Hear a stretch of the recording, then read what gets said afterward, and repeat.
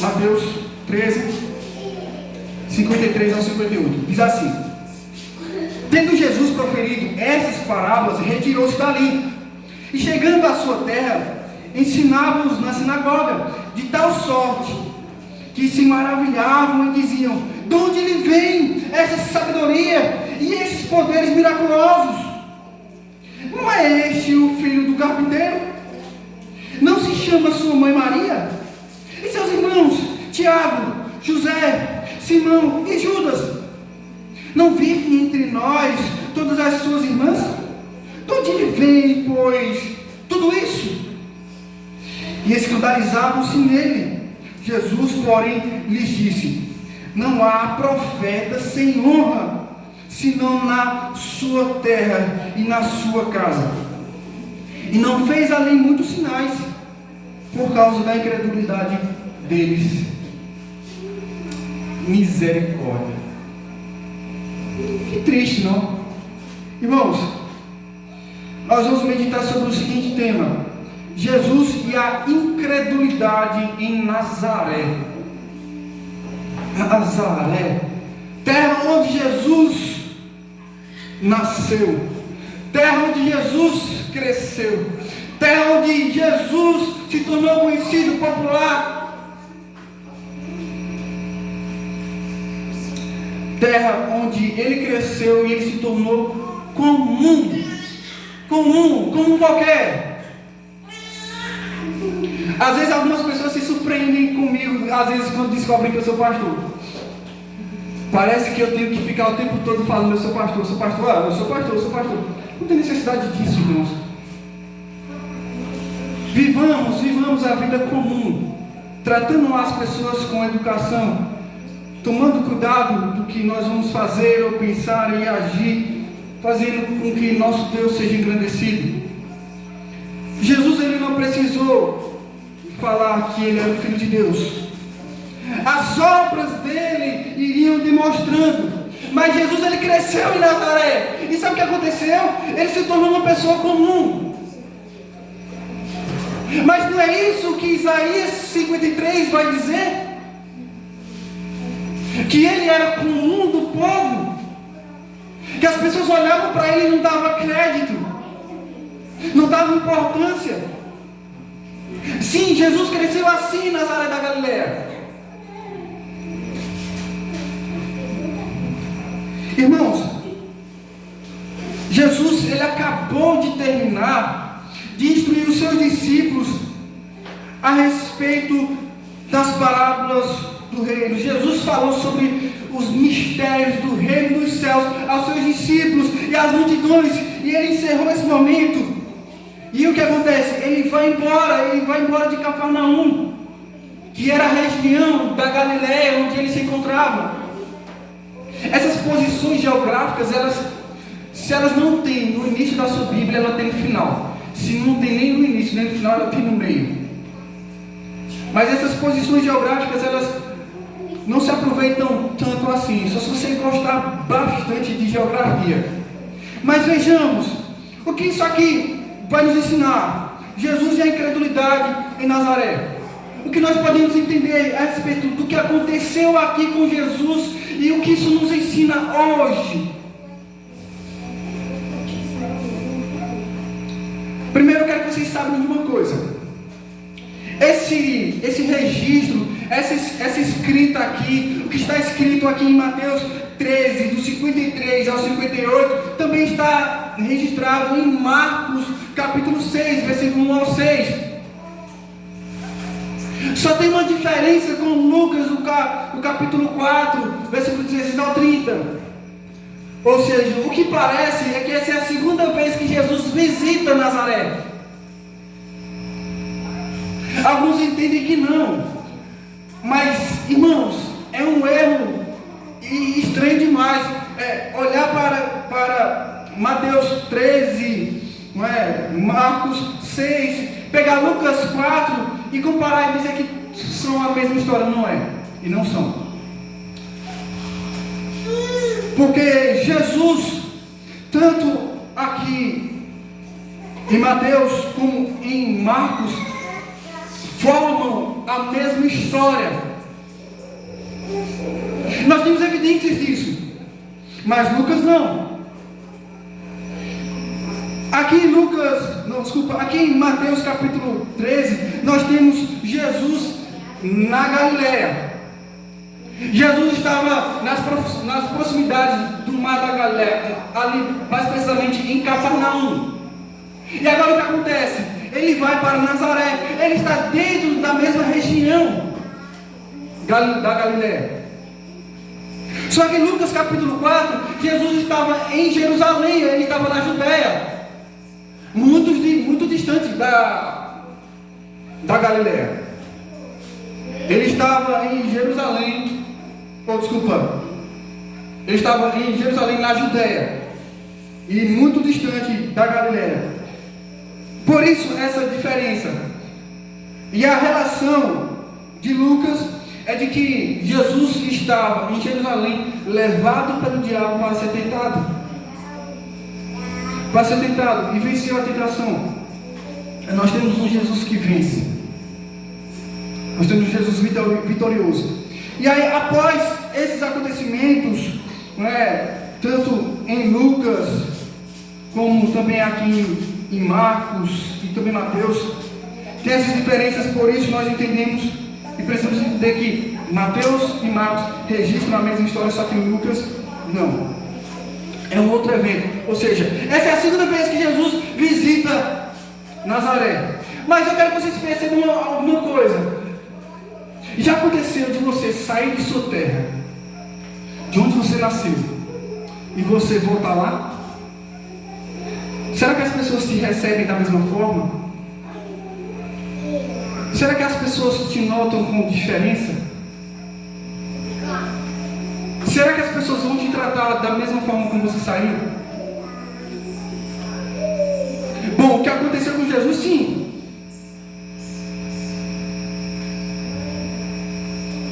Então, como Jesus cresceu em Nazaré da Galileia, Jesus ele se tornou comum, como eu já falei para vocês. E aí o que acontece? Quando viram Jesus ensinando, tudo ficou diferente. Vejamos o que acontece. Jesus ensinou na sinagoga, do verso 53 ao 54. Ficaram desconfiados dele no 55 ao 56, e Jesus foi reprovado no verso 57 ao 58. Vejamos cada coisa aqui. Primeiro, ele ensinou na sinagoga, certo? Versos 53 e 54, o que está escrito? Tendo Jesus proferido estas parábolas, retirou-se dali de onde? Cafarnaum. Ele foi para onde? Nazaré. Verso 54. E chegando à sua terra, qual é a sua terra? Nazaré. Onde ele nasceu? Ensinava-nos na sinagoga. O que Jesus está fazendo? Ensinando. As sinagogas eram os templos dos judeus, onde eles se reuniam, tanto para oração, como também para a leitura da palavra pública, a palavra de Deus. E aí não tinha alguém certo para estar sempre lendo a palavra e ensinando, mas eles sempre davam oportunidades. Então Jesus, quando chegou, deram uma oportunidade para Jesus falar, e Jesus os ensinou.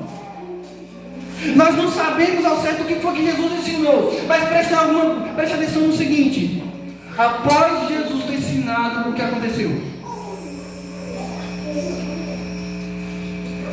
Jesus ensinou eles quem? Os demais judeus, na sinagoga, de tal sorte, ou seja, de tal maneira, que se maravilharam. Se maravilharam. O que isso significa? Ficaram impressionados, ficaram assombrados. Como assim? Esse é Jesus? De onde ele vem essa sabedoria e esses poderes miraculosos? Ou seja, eles não conseguiram entender. Eles viram Jesus, eles conseguiram entender a mensagem, eles conseguiram entender os ensinos, e da maneira ficaram maravilhados da sabedoria, da autoridade de Jesus ao nos ensinar. Ficaram maravilhados, ficaram pasmos com o poder das palavras de Jesus.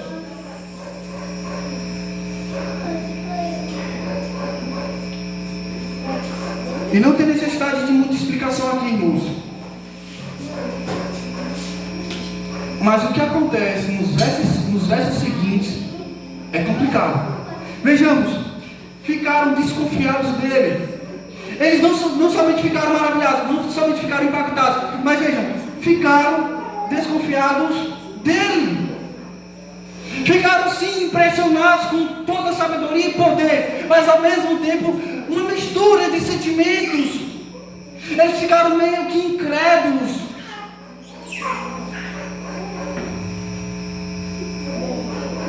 Eles não conseguiam entender como aquele Jesus cresceu no nosso meio e agora ensina com tanta autoridade, com sabedoria e poder. Como isso é possível? Por isso a pergunta: de onde ele vem esta sabedoria e esses poderes miraculosos? Verso 55: não é este o filho do carpinteiro? Olha o reconhecimento. Como eles reconheciam Jesus? O filho do carpinteiro. Carpinteiro aqui pode ser tanto entendido para pedreiro, como também como algum construtor da área que lida com madeira. Então, não se sabe ao certo com que José e Jesus cresceram fazendo. Mas existe uma tradição que preserva a ideia de que José trabalhava com madeira.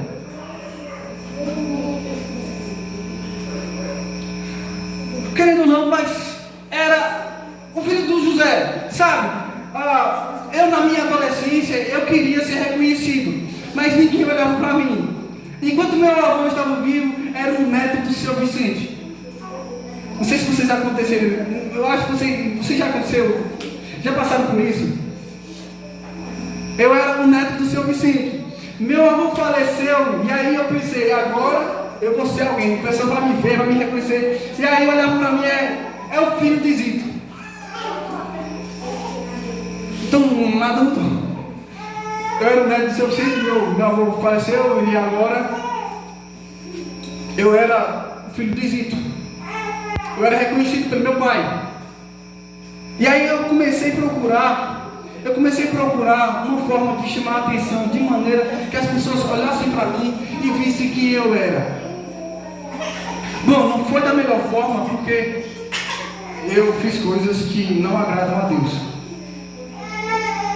Mas vejamos, Jesus, ele era tão comum que não reconheciam ele pelo nome, mas sim pelo seu pai. É o filho do carpinteiro, não se chama a sua mãe Maria? E seus irmãos? Tiago, José, Simão e Judas.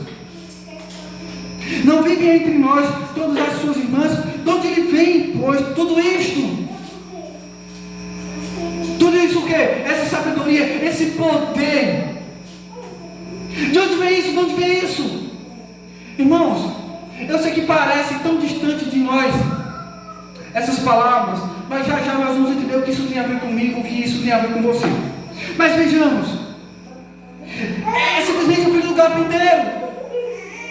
Jesus é desconhecido para eles, como ainda hoje, por mais que tenha a luz da parte de Deus, das pessoas saberem quem é Jesus, então as pessoas continuam sem saber quem é Jesus. Sabe, em algumas visitas, eu pergunto às pessoas: você sabe quem é Jesus? E as pessoas não sabem o que falar. Eu estava uma vez no Castanho, em um campinho lá, e aí eu encontrei um jovem e eu falei: sabe quem é Jesus?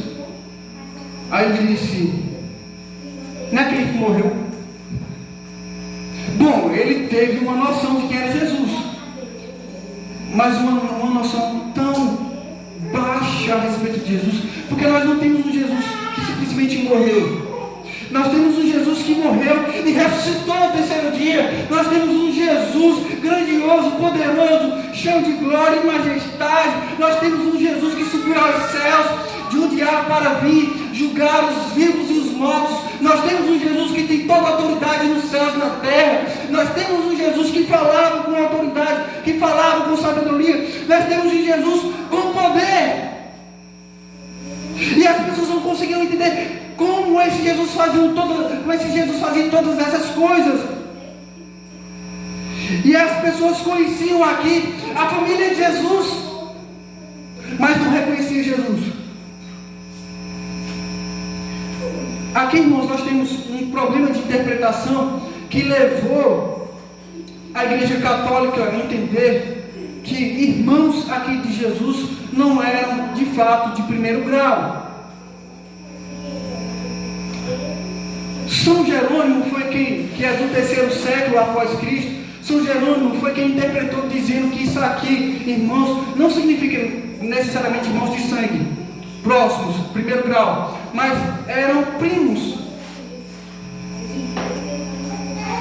E aí fundamentou a virgindade perpétua de Maria e também a Imaculada Conceição.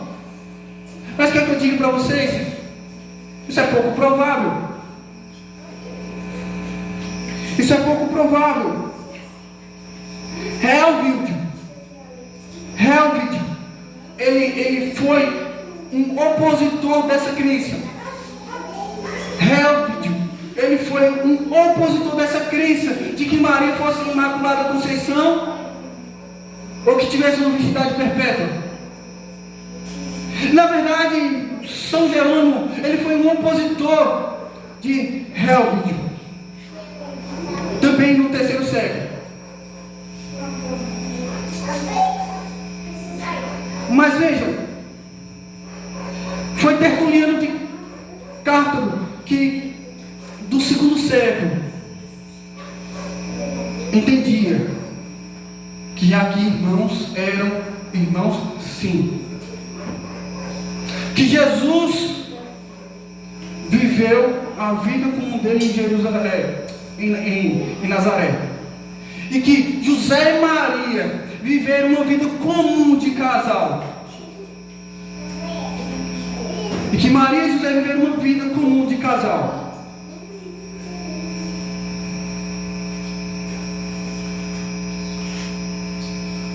O Tertuliano, sabe? Tertuliano, ele viveu um século depois, após a era dos apóstolos. Tão próximo. Se fosse para o Tertuliano discordar, ele não discordaria? Discordaria.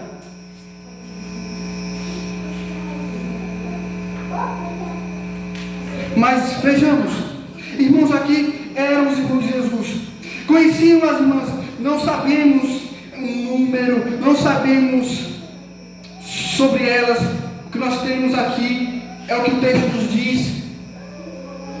Não vivem entre nós todas as suas irmãs. De onde ele vem, pois, tudo isso? Tiago aqui é o escritor da carta que nós temos no Novo Testamento, possivelmente. Judas é esse irmão de Jesus aqui, que nós também temos uma carta no nosso Novo Testamento, que logo de início não criam, mas depois de Jesus ressuscitado, eles se renderam ao Senhor Jesus Cristo, ao seu irmão, e viveram como discípulos dele. Irmãos, ficaram desconfiados de Jesus, porque conheciam a sua família, e não achavam que Jesus tinha toda aquela autoridade, toda aquela gama, toda aquela sabedoria, todo aquele poder. Porque a família de Jesus era tida como uma família comum, igual aos outros, igual aos demais. E após isso acontecer, Jesus foi reprovado, foi rejeitado. versos 57 ao 58. Diz que escandalizavam-se nele. Ou seja, tinham Jesus como motivo de tropeço, pedra de tropeço. Você sabe para que serve uma pedra de tropeço? Você sabe o que significa pedra de tropeço? Sabe o que significa? É que viram Jesus razão suficiente para não confiar. Então, pedra de tropeço, fazer o outro tropeçar, é perder a confiança. Então, eles não confiaram em Jesus. Percebe? Por mais que Jesus tivesse sabedoria, por mais que Jesus falasse com poder, eles não creram. Ficaram desconfiados e reprovaram Jesus. Não confiaram em Jesus. Jesus, porém, lhes disse: não há profeta sem honra senão na sua terra e na sua casa. Isso aqui é um provérbio, uma poesia que o Senhor Jesus cita da sua época. Profeta sem honra, ou seja, é mais fácil as pessoas não dar crédito quando é alguém do meio. Deixa eu dar um exemplo para vocês. Quando eu entreguei minha vida para Jesus, quando eu decidi viver minha vida para Jesus, minha família não me aceitou muito bem. Mas eu quero que vocês saibam de uma coisa. Mesmo isso acontecendo,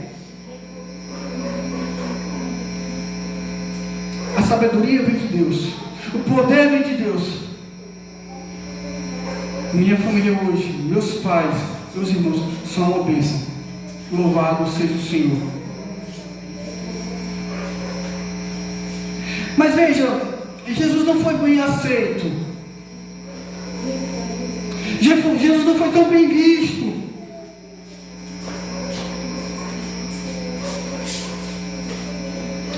E Jesus não fez ali muitos milagres por causa da incredulidade deles, porque eles não creram. Jesus não fez coisas que eles poderiam ver, que eles poderiam experimentar, por causa da incredulidade deles.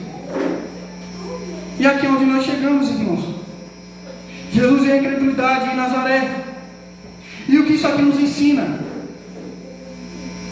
Vamos pensar em três coisas que isso aqui pode nos ensinar. Primeiro, a incredulidade não impede a pessoa de entender o ensinamento, ou de perceber a sabedoria do mensageiro, aquele que está dando a mensagem. A incredulidade não impede que a pessoa veja o poder da mensagem. Mas o que é que impede a incredulidade? Impede de experimentar, de receber a verdade que está sendo dita.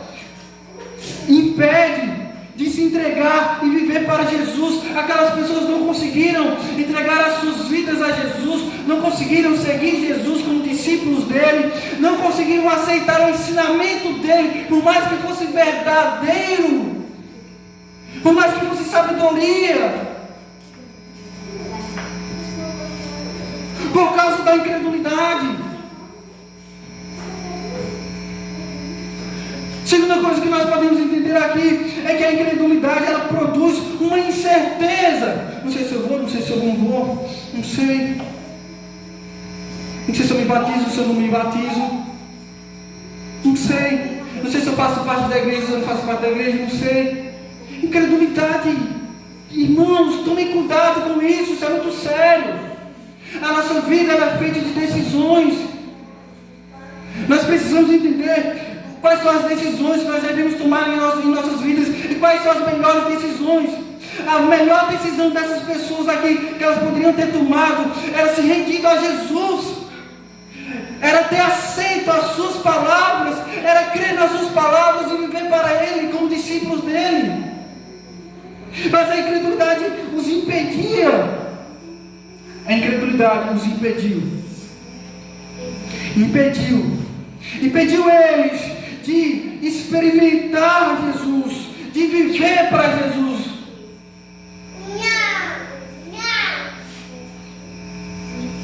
A incredulidade, ela produz insegurança. Você não sabe se vai dar certo. Experimenta viver viver para Jesus. Experimente viver para Jesus. Será a decisão de sua vida. Não será só mais uma decisão da sua vida. Será a decisão de sua vida. Viver para Jesus será a melhor decisão de sua vida. Porque a incredulidade, ela produz dúvidas a respeito de Jesus. Não sejamos incrédulos. Fujamos da incredulidade. Creiamos, tenha fé, esperança em Jesus somente. Entregue sua vida a Cristo. Terceira coisa que nós podemos entender aqui é que a incredulidade dos que pensam conhecer Jesus impede o poder de Deus em suas vidas. O que impediu essas pessoas de experimentar os milagres de Jesus? O que impediu essas pessoas de verem o poder de Jesus? O que impediu? A incredulidade deles. O que impede a gente de mudar de vida? Já a partir de hoje, eu não vou ser mais a mesma pessoa. O que impede? Incredulidade. O que nos faz ficar com reservas com Jesus? Eu gosto de ir para a igreja, buscar as coisas de Deus sempre é bom, mas não quero compromisso. Sabe de uma coisa? Quando eu decidi ter uma esposa, eu decidi ter um compromisso de vida com ela. Eu fui para o cartório. Nós fizemos uma cerimônia religiosa.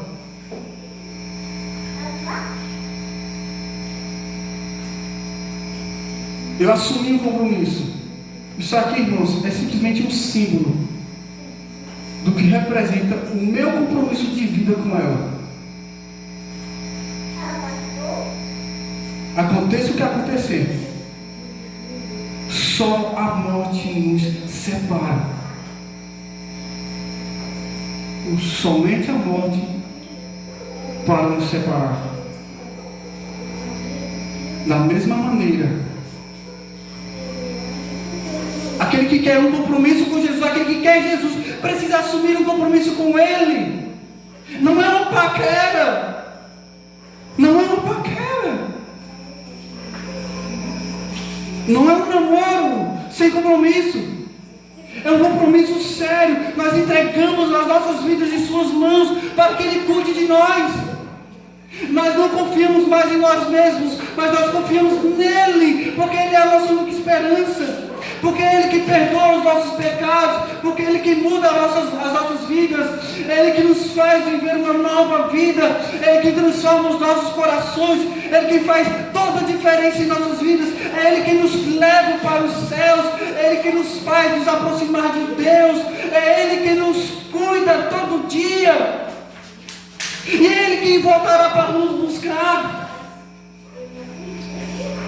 Então o que impede as pessoas de experimentar mais de Jesus é a incredulidade. Essas pessoas sofreram isso. O povo de Nazaré enfrentou isso. Que não aconteça isso com nenhum de nós. Que não aconteça isso com nenhum de nós.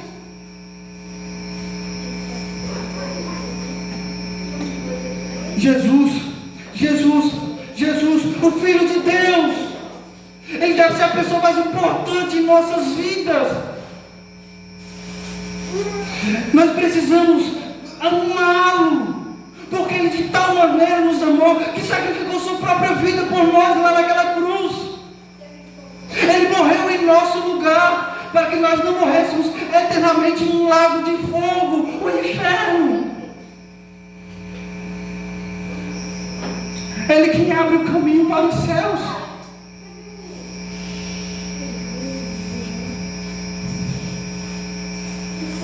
Que Deus nos abençoe. Que Deus nos guarde.